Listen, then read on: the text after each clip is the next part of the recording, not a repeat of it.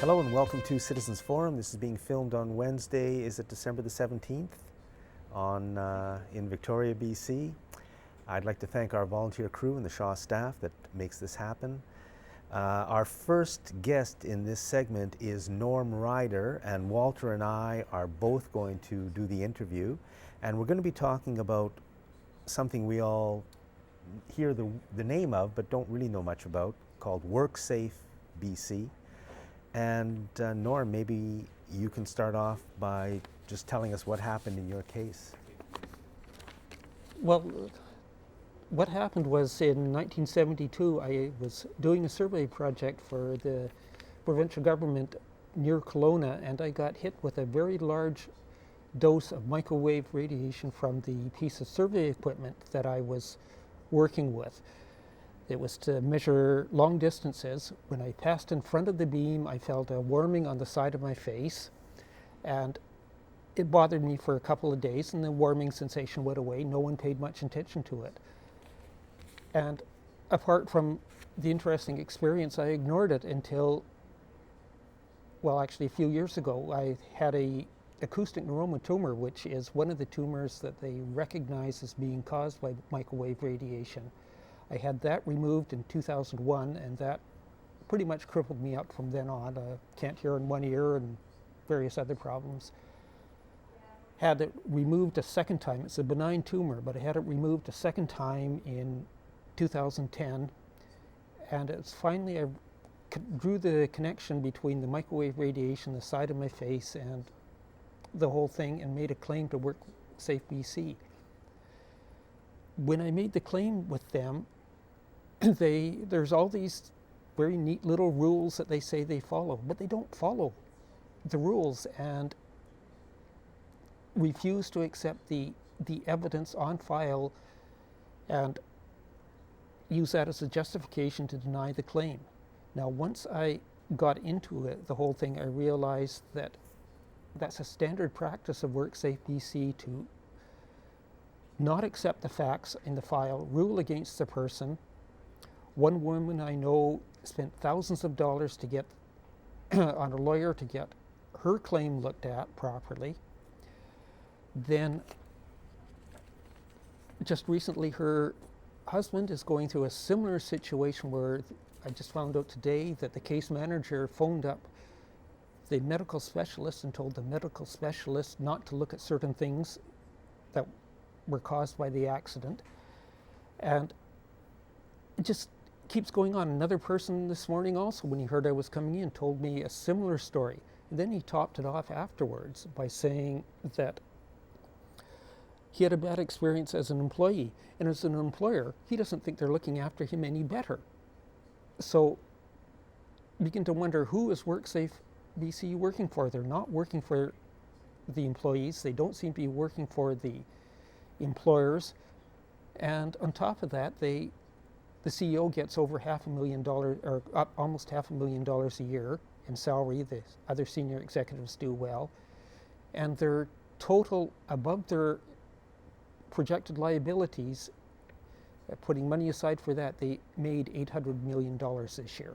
Can you explain how they didn't look after you in your case, which again you say was caused when you happened to walk through the beam of just a microwave beam being used in a piece of survey equipment? Well, at the time, no one thought it was much of an issue, but it was only when I drew things together, and I had to do a lot of research. The equipment is no longer used, partly I think because they know that it's dangerous. 10 years later, they were telling people to stay 25 feet away from it. I passed within inches of it. I got the specs on the machine or the equipment, worked out how much radiation I got hit, which is 3 times more than the WorkSafe BC regulations say is acceptable. But the medical advisor looking at the case decided to use another number that was just a preliminary estimate of what was involved, and refuses to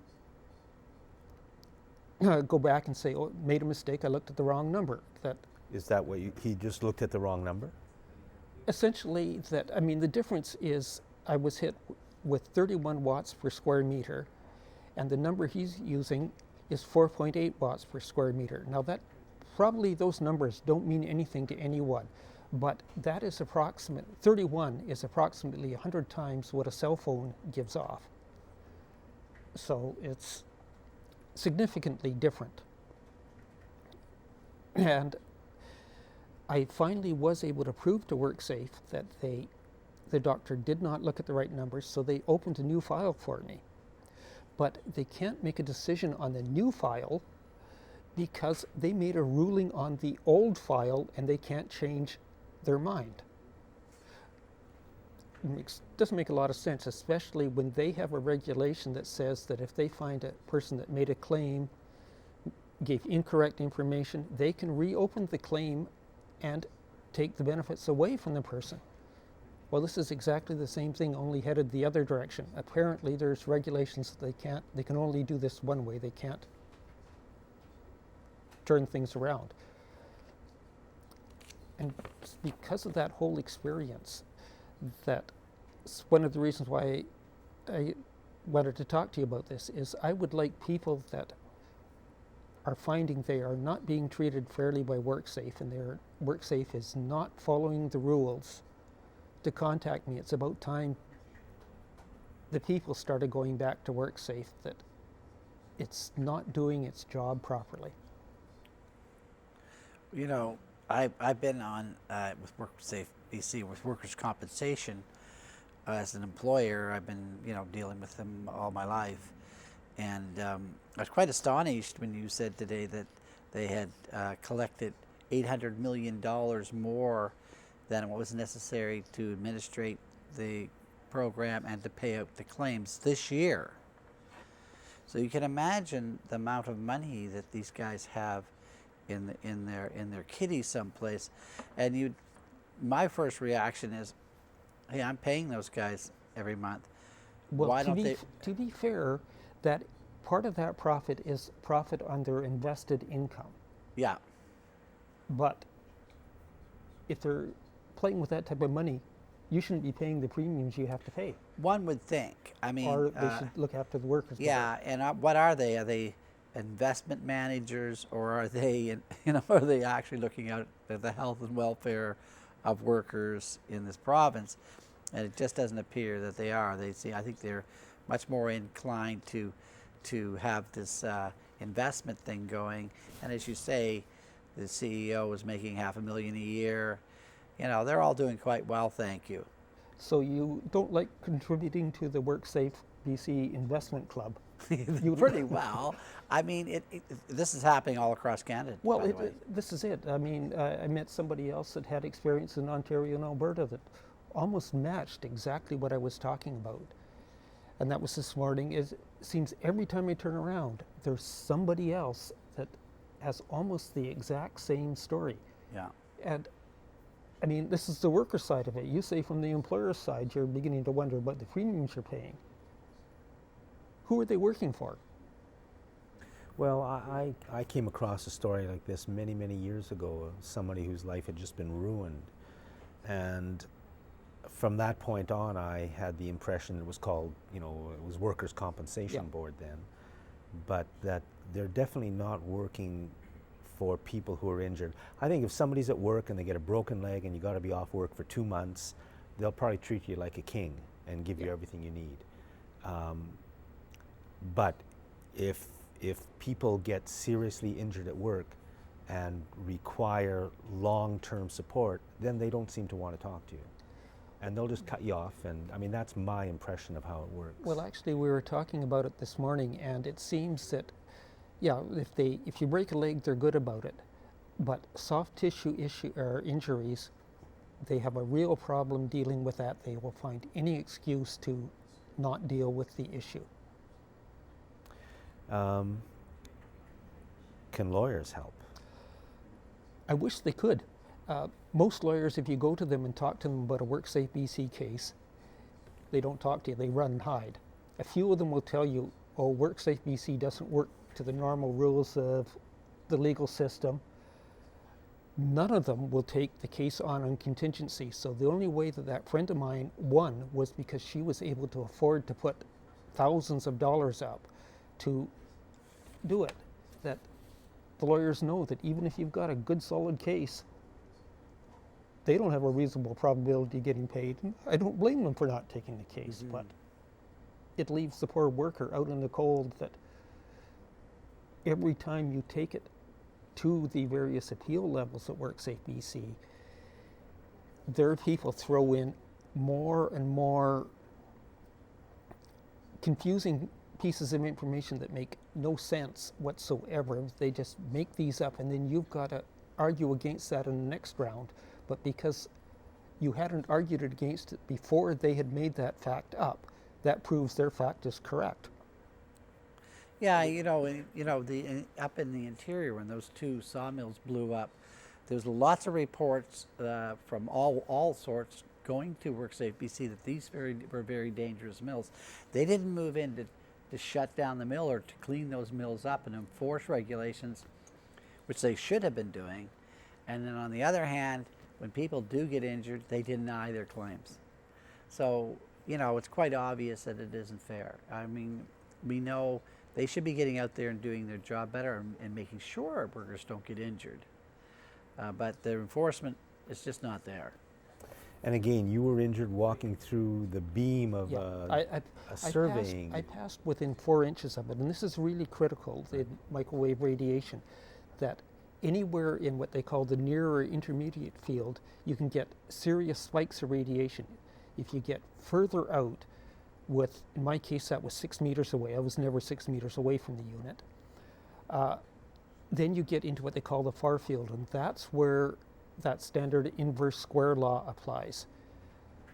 If you look at something like a cell tower transmission. You mean the further away you get, it drops off very quickly. Yeah, then everyone knows that rule. Cell towers, there's reports of some of them you have to be 240 meters away from them before you're out of the intermediate field zone where these spikes of up to 100 times can hit you. Yeah. So you say here that they have denied me due process. You say it's comparable to being wrongfully convicted based on information known to be false? Well, that's quite correct. That what I would have thought that any government process would give you due process and look at the facts when they made a decision. In this case, they literally created their own information and then ruled against me on the information that they created that has nothing to do with the facts. And then they admitted the mistake, but the second case can't go ahead because they ruled against you in the first case when they were using wrong information. Is that about it? That pretty much summarizes that. I'm trying to get a meeting with the Minister of Labor on this. Lots of luck on that. Yeah. But somewhere along the line, someone's got to look at this process. It's not working. The whole process is broken. Well, I would say it is working, because I think what it's doing is exactly what it's supposed to be doing. It's supposed to be screwing the workers and not protecting them. Well, obviously, denying Norm's claims is, improving the bottom line in the investment fund. Yeah. Yeah, in that sense, it is working perfectly. Yeah. I agree. Except that's not what they tell me WorkSafe BC is there for. Have you ever talked to your local MLA about this issue? I have, and they keep saying we have to follow the process. Well, I keep trying to explain to them the process is broken. That's right. That somewhere along the line, something's got to be done to reset the process. So it is a legislated body, and they should be able to change through legislation how they operate, don't you think? Right now, they've got legislation that really protects the worker, that if I was working for you, I hurt myself, I have no option. I have to go through WorkSafe BC. I can't sue you even if you really earned it. Yeah. And the whole process is designed to push the worker right out of the whole process. But as I say, part of the problem comes in that, okay, so you push the worker out, why are you charging the employer such hefty premiums? And I don't know what the premium for you is, but it's a big check every month you've got to write off. Well, it's quite interesting because been very lucky in this department in our job, and but on one occasion there was a concern where it was a small injury. The worker didn't even want to get it looked at. I insisted on it, and when he was getting patched up, they asked if it happened at work, and he said yes. And my rates doubled, even though we did not make, there was no claims made. The worker came back to work the same day. I know nothing about it until I saw the bill, and they doubled my rates, and I had to pay them. There was no way out. There was no claim made, so that was such a frustrating thing to experience. And I had my taste of how they operate, and it was really quite shocking. You know, I did realize, and I thought, yeah, it is true. The way it is set up, if a worker is injured, the employer is quite well protected from being sued, no matter how negligent they are. And you're thinking that in itself is not right either, if they're really negligent. And I find a lot of times companies can really cover up how they're doing business. It's very hard for a worker to prove that the company was, you know, negligent to the point where it would be a criminal code issue or something like that. Well, I think those sawmill issues you brought up are a good example that WorkSafe got in there and I guess you could say interfered with the investigation enough that they couldn't lay charges. Yeah. You know, Gentlemen, I'm going to jump in right here. We only have 2 minutes left. So, Norm, I know you wanted to talk a little bit about how to rebuild the system or fix it up. Well, their safety prevention area, I think, actually almost works, but they should be separating the compensation, that whole section off under an independent oversight body. They do have what they call one, but it's not really WCAT, is an organization of the provincial government, but the WorkSafe BC advertises for employees to work for and make decisions at WCAT, so they're obviously not a hand's length from WorkSafe BC. So that whole thing has to be looked at in proper oversight. It should actually go to similar to a court system where you truly have an independent judge and you have the right to actually cross-examine them properly in front of a totally unbiased position. That anything less than that, the worker is not getting a fair shake. I shouldn't have had to fight this battle for 4 years with WorkSafe and still be nowhere. Norm, thank you very much. And Walter, thank you. I think exactly what you said at the end is the system is not fair, it's not just. It has to be like a court system where both sides have some power to get to hopefully an honest answer, and even that's filled with problems. But yeah, it's a mess, folks. WorkSafe BC. Thanks for watching this segment of Citizens Forum. Welcome back. This is the second segment of Citizens Forum being filmed on Wednesday, December the 17th. And it's the Walter and Jack show. And Walter, I'm going to start off. It has, again, there's been some terrible things happen this week. I want to start off just by saying something about the terrible attack that happened in Pakistan that killed about 150 people, mostly children. And, you know, I remember the trauma that Canada went through just, you know, a month and a half ago when 2 soldiers were murdered in one in Ottawa and one near Montreal, and then our parliament was attacked. Imagine this, 150 children, 150 people murdered. And I just want to say this is happening constantly there in Afghanistan and Iraq and Syria and Libya and Palestine and other countries around there. And behind it all are the real murderers and terrorists, who are the people who run the United States, who for the past many decades have deliberately attacked and destabilized that part of the world and caused the problems that those people have now. There's no need for it. And you know, when it comes to murdering children, the people who run the United States once again lead the way, and with the full help of Canada's corporate media.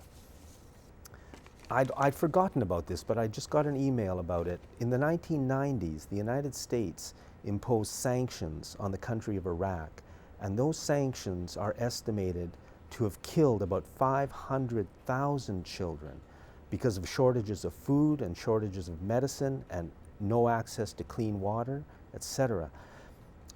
And at that time, the Assistant Secretary General of the United Nations, Mr. David Halliday, resigned his post because he refused to carry out this genocide, he called it, on behalf of the United States. And that was, I knew about it at the time because I'd gotten some emails from people or letters from people, but there was nothing in the media. It was kept completely secret by our corrupt corporate media, because the only thing I can think is that the mass murder of children is allowed if it's done by the lunatics who run the United States. And our media supports it because it's basically controlled by the same people. And that's the situation we are now in the year 2014. Yeah, I remember, Jack, they interviewed Madame Albright, who was Secretary of State in the George Bush Sr. regime. And they said, about 500,000 children now have died. And she said it was worth it because they were bringing democracy and freedom to Iraq. So, when you think about the depth of what people can go to and how they can just happily go home to their families, and what the heck, 500,000 kids, no big deal. So, you try to fit your brain around it, you really can't. The whole situation in that part of the world, the Middle East and surrounding countries,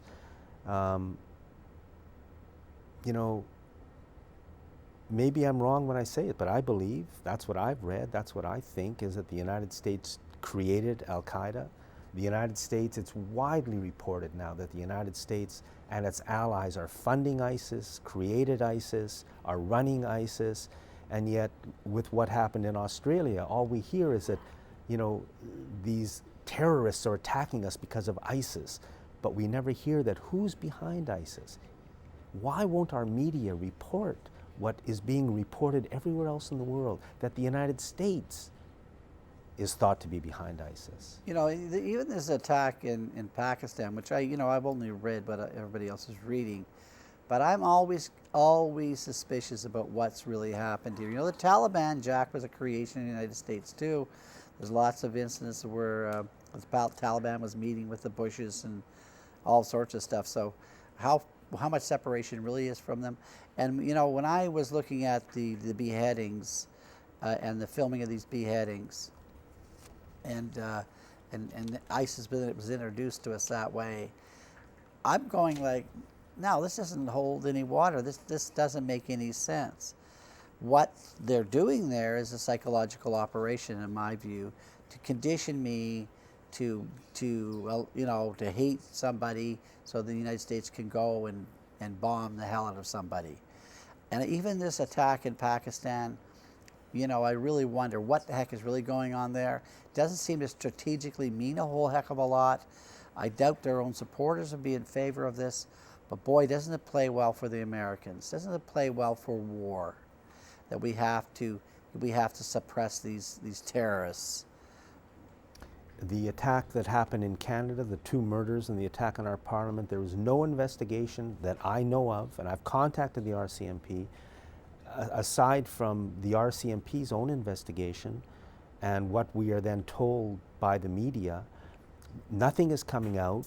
Do we Canadians, will we never get any answers as to what really happened in those 2 murders and the attack on our parliament building? There's lots of questions, and nobody is even talking about it anymore. It's amazing, except it's just, and who knows what they've got planned for us next? Who knows?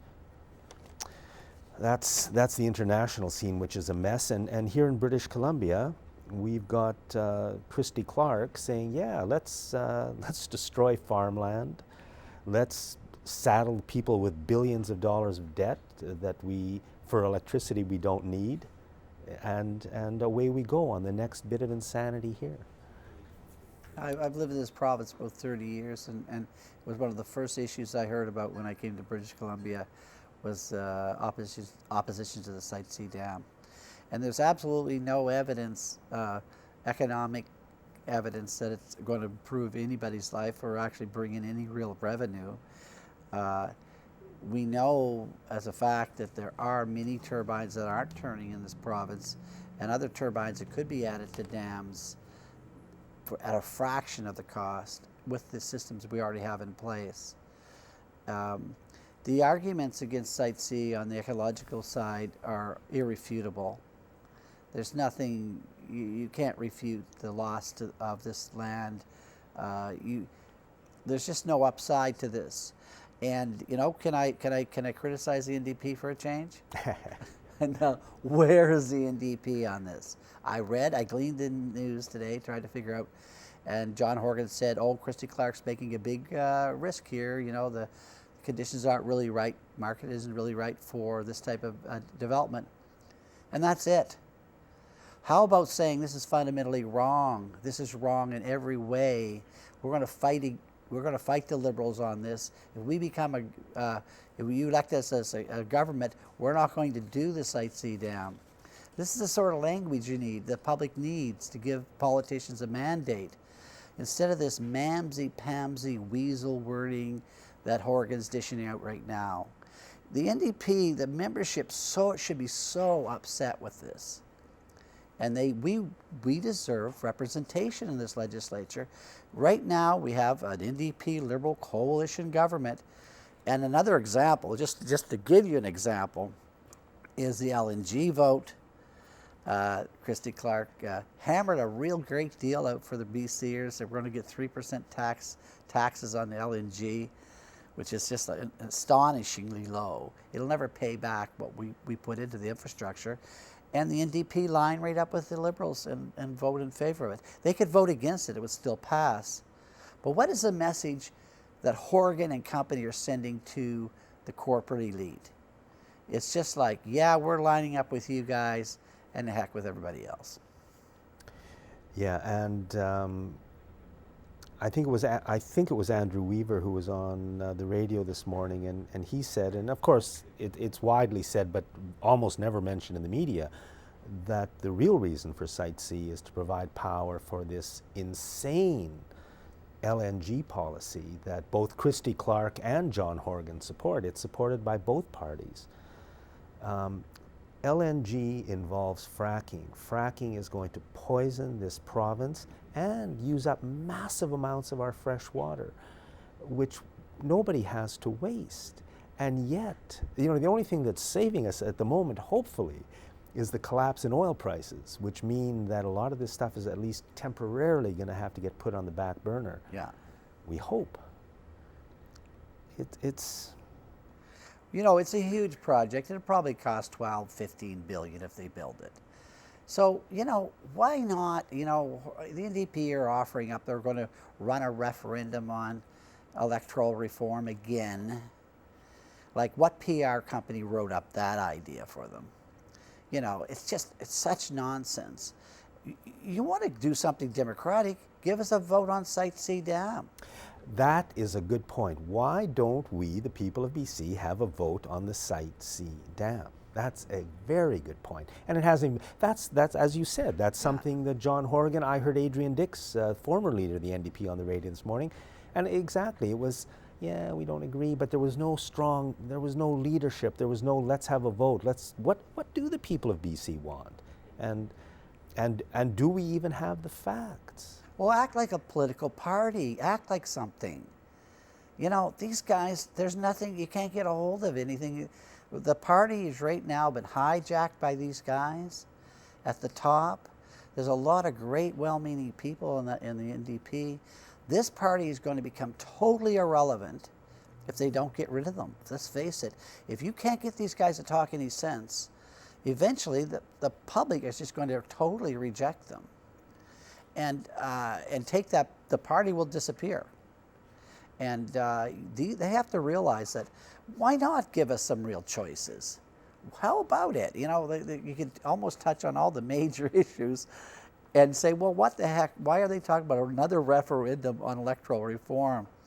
That is so painful to think about. When you have these real hard issues facing us. And, you know, the BC Hydro fiasco, the whole corporation is now in debt to a point we'll never be able to pay the debt off. And they're hiding all that debt. The NDP know that. Why aren't they talking about it? You know, our heritage is being sold down the road by this Liberal regime, and you have these other guys, these hangers-on in the NDP, that are just sort of clinging on the side. It's like some poor second cousin to the government, afraid to oppose anything.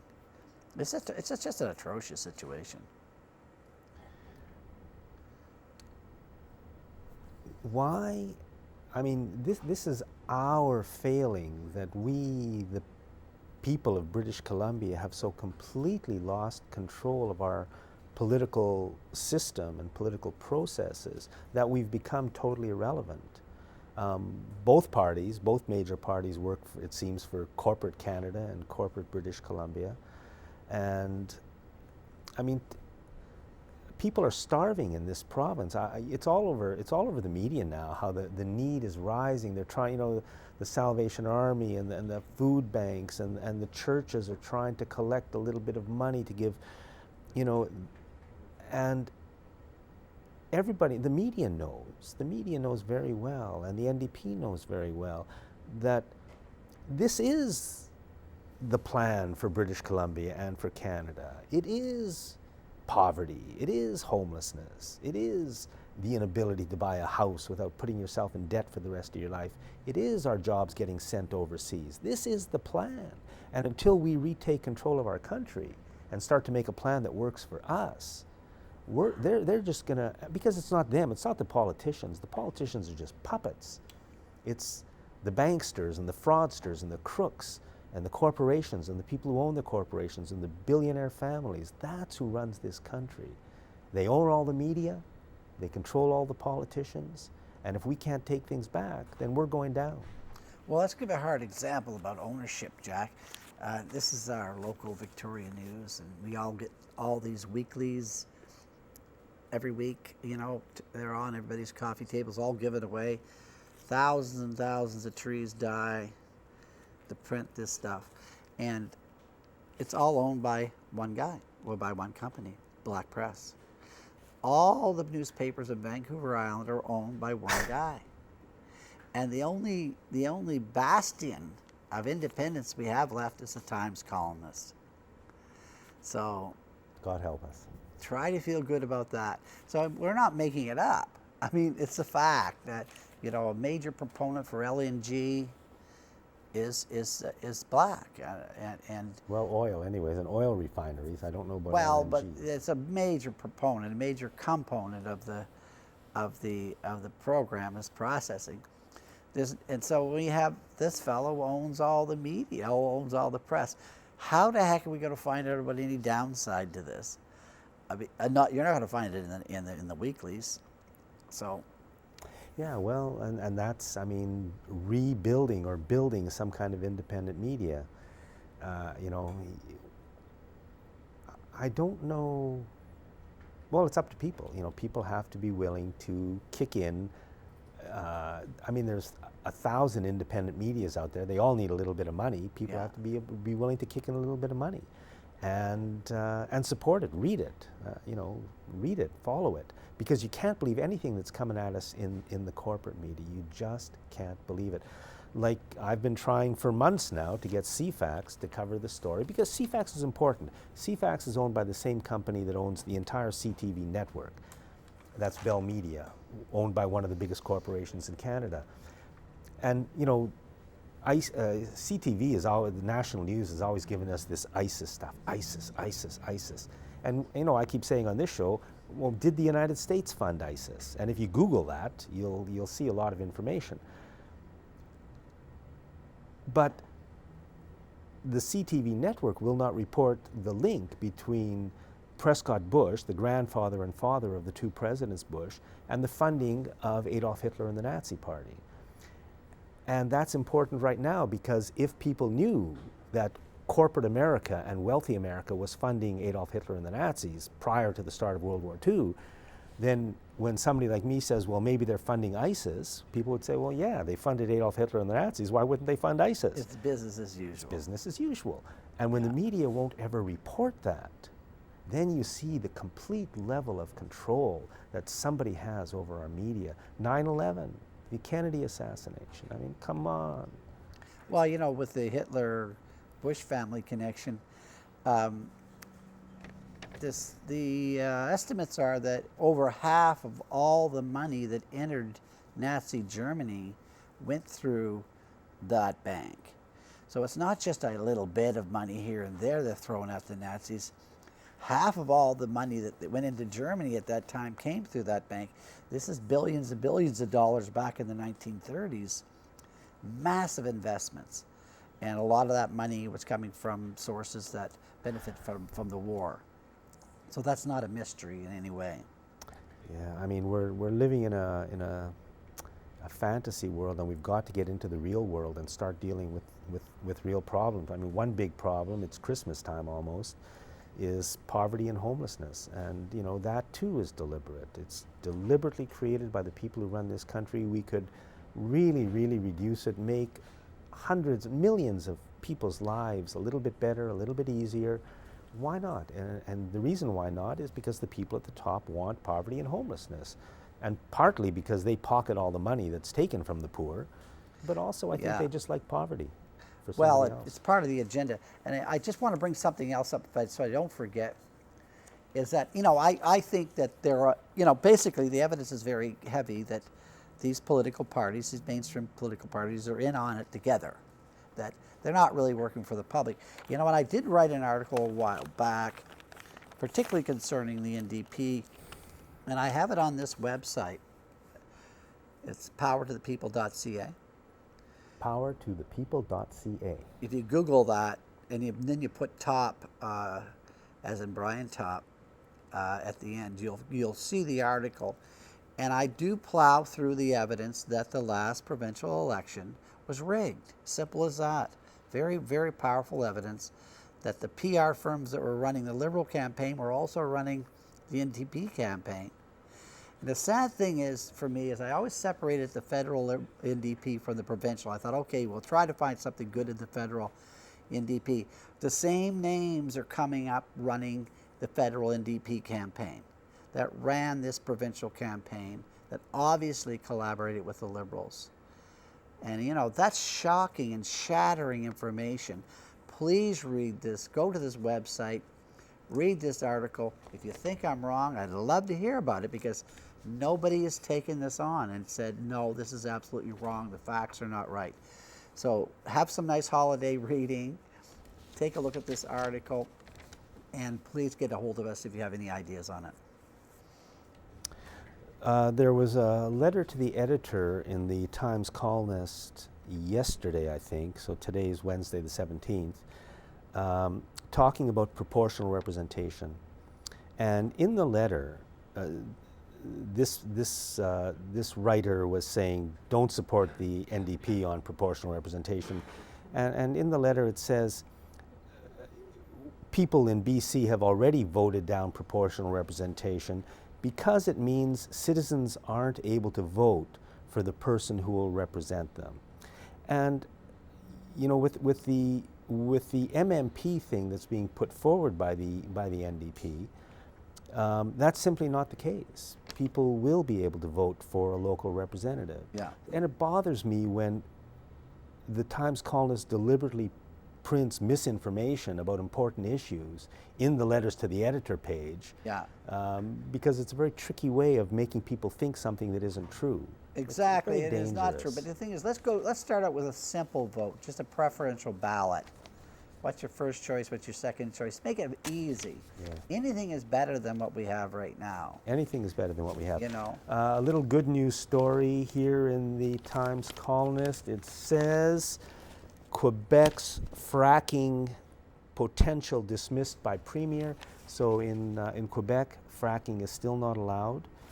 It's on, this is, hidden away in a small story somewhere, but that should be front page news right across the province. Right. The entire LNG thing should be stopped because of this story, because in Quebec they don't allow it because they know it's poisoning people. And here, it's like our great future is going to be LNG and fracking. Thank you, Walter. Thank you, Jack, and I just want to wish everybody happy holidays, and I want to thank Jack for all the great work he's been doing on bringing out a lot of great issues here, and I really have really enjoyed coming in and talking to you every week. Same here, and if you knew how little work it was, you'd be surprised. Thanks for watching this segment of Citizens Forum.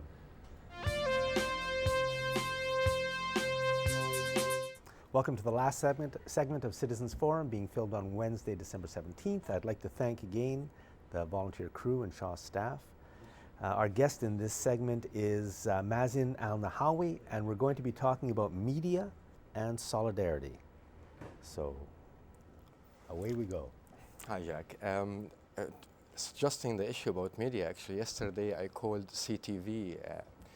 Here in local. Victoria? Local. Yes, I tried to first call the regular number. There was no answer, but then there is a tips line to call about the news. And I did that because I noticed there is kind of a trend in CTV and Global News and all the local TV we have here that they keep bringing us stories and news from Hollywood every single day. And that wasn't like just normal observation. I kept watching for a while. So I thought to call and ask what is the relationship between that kind of world, the Hollywood world, and our local news, especially like we have the Mount Poly disaster. They don't put that kind of cover for this issue. We have many issues happened in the province. They close the story immediately. They attack on legislation, for example. What happened in Ottawa, for example. These stories are very important, even they are national. It's good to have them in the local news, but unfortunately, we need to know about Jennifer Lopez and the stars, what they are going around the world. And just to remember something, Hollywood take every year $300 million from the Congress, American Congress. It's an instrument for the American to just make their policy and crimes around the world, it's just a normal issue and not a big deal.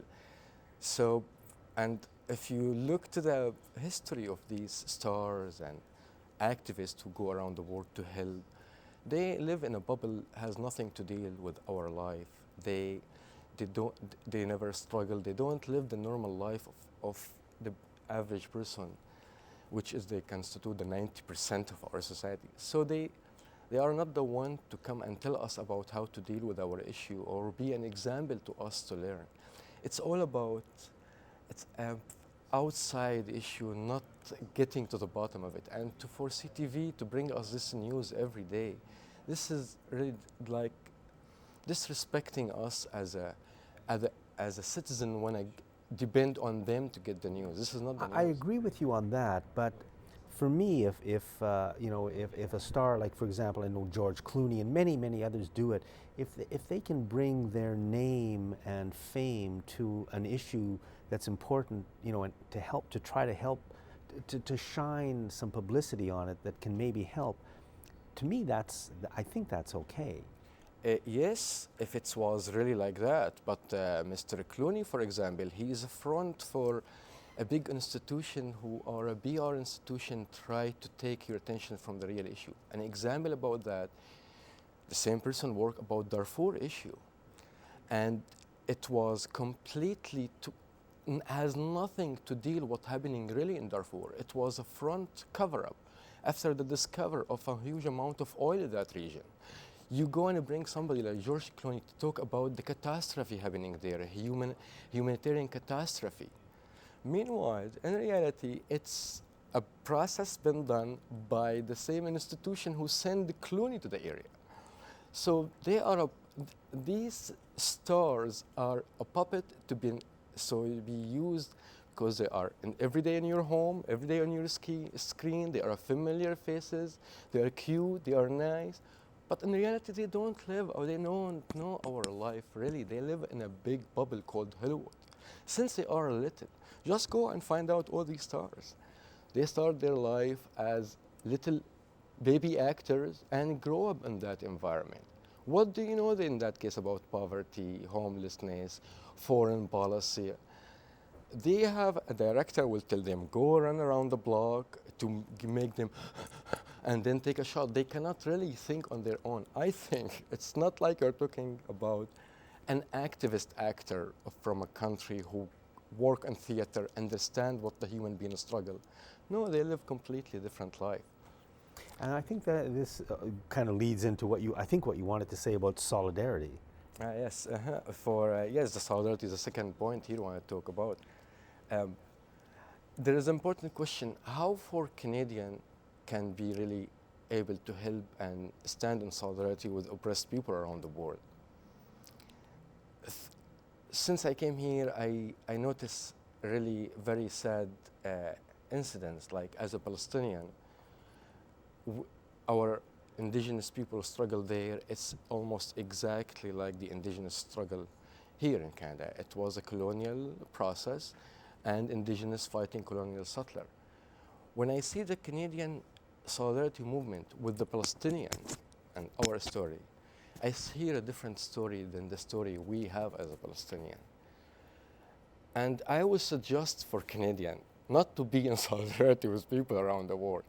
First, they need to be in solidarity with the indigenous at home. It's really sad to go out and help indigenous around the world and leave the indigenous here struggling the same struggle.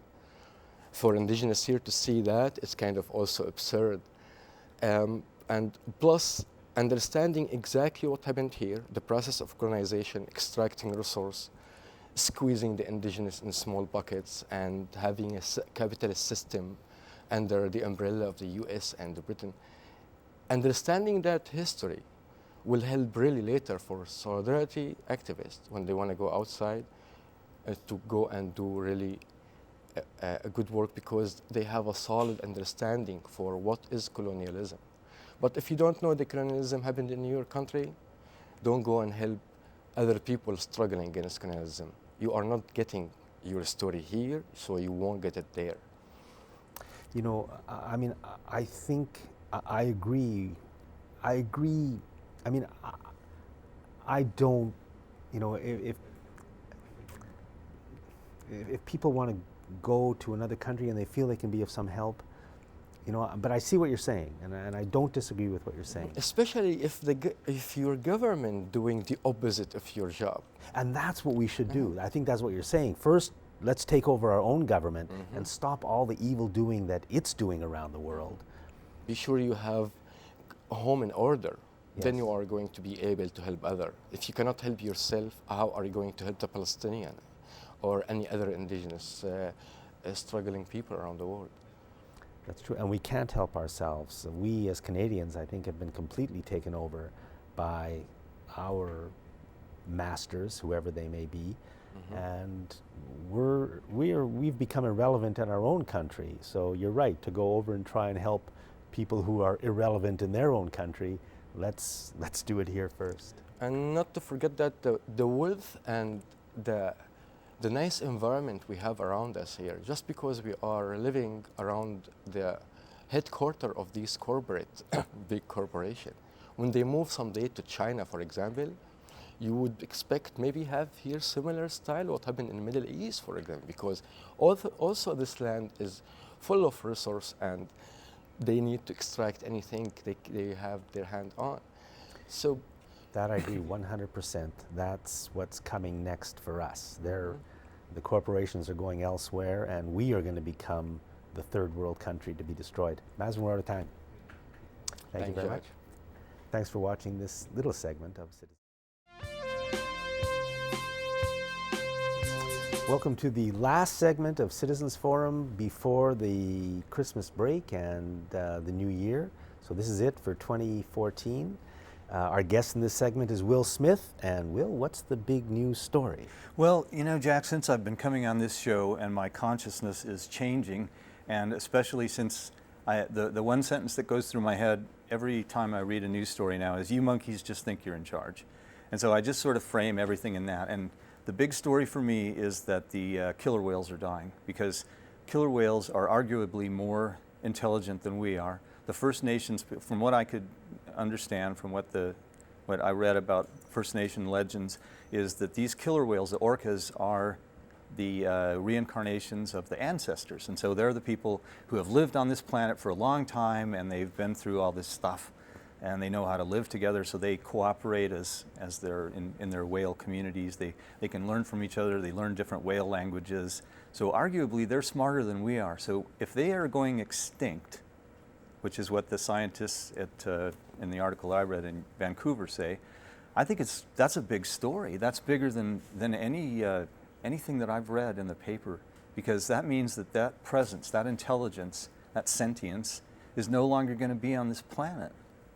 So and yet I haven't heard anything much about it. So often when a story like that happens, it gets enmeshed in the detail. Like, you know, they made a big thing of somebody cutting off some of its teeth, which is kind of nasty, but the fact that this whale died and they are going extinct is like 1,000 million times more important, because if they're going extinct, you know, who's next? Yeah, and if I bring back to I've read a lot of stuff on the show, and one of the things is that in our culture we have a completely materialist outlook on things, that we don't see life as a continuum. And so, I mean, and also I just want to mention, since I don't have very much education, I have to go back to think about things. And I keep thinking about, in 4th grade, we had to read an easy version of the Iliad and the Odyssey.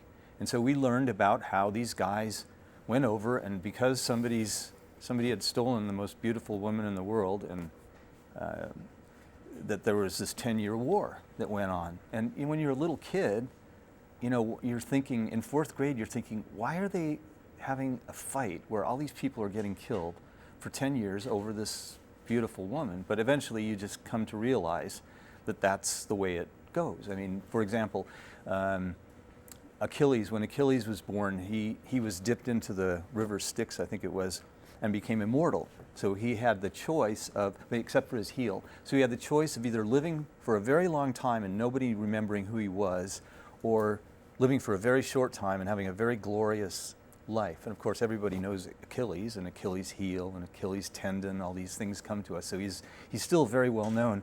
And I just remember thinking when I was a little kid, gosh, why would anybody choose that? Why would you want to go fight? Why would you want to go get killed? And now that I'm older and I see the way the world works, I just see, well, that's the way this planet works. You come here if you want to fight.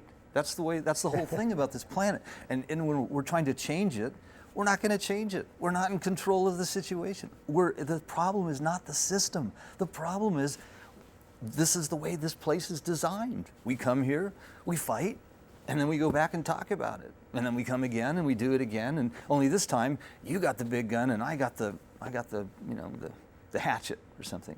So I just see it. The world looks great to me. It just looks like it's Unfolding as it should. It's just operating the way it should. And you know, once we all figure that out, I'll bet you if you ask any kid, how do you get out of a situation that's impossible in a video game? What do? You're out of ammo.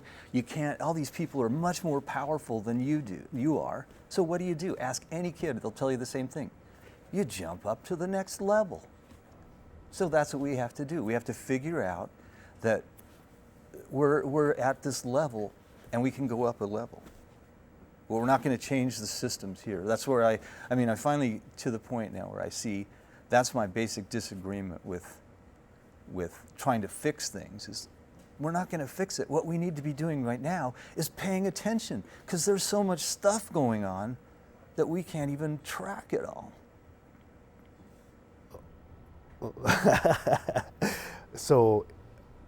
So what you're saying is just accept it. This is Earth. It's not going to get any better. This is why we're here, to do this kind of stuff. Well, yeah, I mean, how can we design a system that we know is going to work when we don't even know what's going to happen? But okay, so we're destroying the planet, though. I mean, yeah. Obviously. Should we it's not pretty try clear. to fix that up, or? I don't know if it's possible at this point. I mean, I don't know where your consciousness is of what is happening in the Pacific Ocean, but It's a I mean, disaster. I don't know. Yeah. I don't know. But I look at the orcas, and they just checked out. Remember, they're in the process of checking out. So, you know. And the other thing that comes to mind is, okay, so if we aren't in charge, somebody's in charge. Somebody owns this planet. Now, if I look at my education when I was a little kid, I was taught all about the gods and goddesses of ancient Greece, and I had to read the stuff in Latin, and just get that really, you know, really into my head that this is how the ancients thought. And I'm just going back to that now and thinking, you know what, those guys weren't so stupid back then. The gods and goddesses are there's probably some truth to that. I don't know if they're, you know, riding chariots and stuff, but there's probably some truth to that. And they probably are in charge of this planet. And they're probably annoyed with us for doing some of the stuff that we've done. That's what I'll say. I don't know any more than that, but that's my impression. Can you give us a little bit of wisdom from those thousands of years ago that can, you know, that can light the way from where we are right now? Well, what I see is everybody can work on themselves. I mean, I'm working on myself. I'm becoming a musician. 2 years ago, I decided I'd been playing the piano for years, you know, to relax, but now I want to become a musician because I want to entertain people. I want them to feel good. They're feeling lousy. I mean, and we're headed into a time when, you know, things are dicey. So that's what I'm going to do. I'm going to work on myself, becoming a better person, and you know, just engaging with people, becoming creative. My partner is she's learning how to be an artist, and there are lots of opportunities for that. So figuring out how can I express myself, how can I say what I feel, because I don't want to be culled. I want to express myself. Well, a lot of people say it's exactly that. You got to change. We should all. That the first thing to do is change yourself. Yeah, so that's where I am. Okay. That's what I'd say is just learn to express yourself. Tell your story. And pay attention is the other thing. And pay attention to what's going on so you don't get told what to think. Yeah. Thanks, Jack. Will Smith, thank you very much. Next year we're going to have a great year, just showing good things that people are doing to feel better about themselves and make this place a better place to live and dream a new world. Thanks for watching Citizens Forum, and see you all in 2015. And I wish us all a great couple of weeks of, you know, through the holidays, and good luck to us all in 2015. Bye-bye.